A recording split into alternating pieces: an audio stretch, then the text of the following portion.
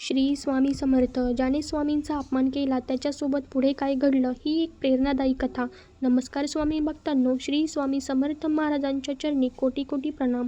आज मी तुम्हाला जी कथा सांगणार आहे ती स्वामी समर्थांच्या शिकवणीवरती प्रेरित कथा आहे. या कथेचा उद्देश कोणालाही घाबरवणे किंवा श्रद्धा, नम्रता आणि चांगल्या आचरणांचे महत्त्व समजून सांगणे आहे. तर चला कथेला सुरुवात करूयात. एक छोट्याशा गावात विनायक नावाचा एक श्रीमंत व्यापारी राहत होता. त्याच्याकडे पैसा, जमीन, मोठे घर आणि प्रतिष्ठा होती. गावातील लोक त्याचा आदर करत असत. पण त्याच्यात एक मोठी उणीव होती. त्याला अध्यात्मावरती अजिबात विश्वास नव्हता.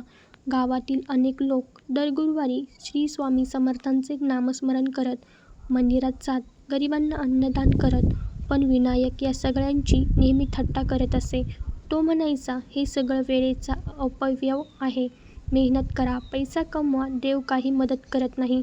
लोक त्याला शांतपणे समजावत, पण तो कुणाचंही ऐकत नसे. एक दिवस गावात स्वामी समर्थांच्या नामस्मरणाचा मोठा कार्यक्रम आयोजित करण्यात आला होता. सर्व गावकरी आनंदाने सहभागी झाले. विनायक मात्र तिथे गेला आणि हसत म्हणाला, या भजनाने कोणाचं आयुष्य बदलणार असेल तर माझंही बदला पाहू. त्याच्या या बोलण्याने अनेकांना वाईट वाटलं, पण कुणीही त्याच्याशी वाद घातला नाही. सर्वांनी शांतपणे स्वामींचं नाव घेत राहिले. काही दिवसांनी विनायकच्या व्यवसायात अचानक अडचणी येऊ लागल्या. मोठे व्यवहार रद्द झाले. विश्वासू माणसांनी साथ सोडली. त्याचं मन अस्वस्थ होऊ लागलं. तो रागावला. प्रत्येकावरती दोष देऊ लागला. त्याला झोप येईना. चिंता वाढत गेली. डॉक्टरांनी औषध दिली, पण मनाला शांतता मिळेना. एका रात्री तो घराबाहेर एकटाच बसला होता.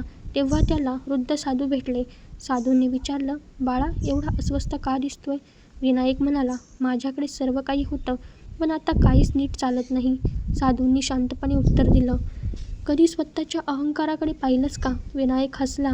अहंकाराने व्यवसाय बुडतो का?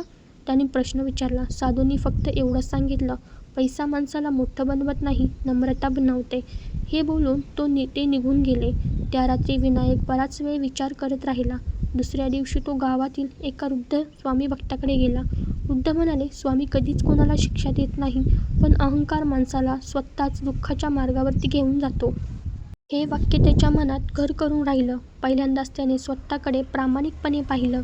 त्याला जाणवलं की तो लोकांचा अपमान करत होता, गरिबांना कमी लेखत होता, भक्तांची थट्टा करत होता. त्या दिवसापासून त्याने स्वतःमध्ये बदल करण्याचा निर्णय घेतला. तो दररोज काही मिनिटे शांत बसू लागला. स्वामी समर्थांचे नामस्मरण ऐकू लागला. गरिबांना मदत करू लागला. कामगारांशी प्रेमाने बोलू लागला. हळूहळू त्याच्या मनातील राग कमी झाला. त्याला पुन्हा शांत झोप लागू लागली. काही महिन्यांनी त्याचा व्यवसायही सुधारला. पण यावेळी त्याच्या मनात एक मोठा बदल झाला होता. तो म्हणायचा, पूर्वी मला वाटायचं पैसा सर्व काही आहे, पण मनाची शांती नसली तर कोणतंच यश आनंद देत नाही. एक दिवस गावातील त्याच मंदिरात तो स्वतः गेला. त्याने सर्वांसमोर हात जोडले आणि म्हणाला, मी पूर्वी श्रद्धेची थट्टा केली, पण आज मला समजलं की खरी भक्ती म्हणजे नम्रता, सेवा आणि चांगले विचार. सर्व गावकऱ्यांनी त्याला माफ केलं. त्या दिवसानंतर विनायक दर गुरुवारी मंदिरात जाऊ लागला. पण त्याने कधीच स्वतःला मोठा भक्त म्हटला नाही. तो फक्त एवढंच म्हणायचा, मी अजून शिकतो आहे.